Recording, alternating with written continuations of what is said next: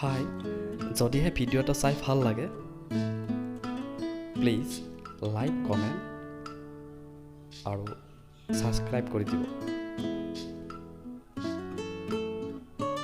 মই নাজানো সুখ পাওঁ নে নাপাওঁ, তথাপিও মই যাম,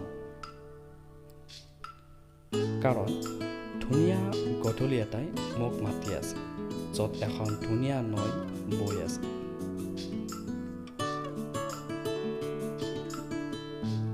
মই নাজানো বঠীয়া মাৰিব, তথাপিও মই নাওখনত উঠিম।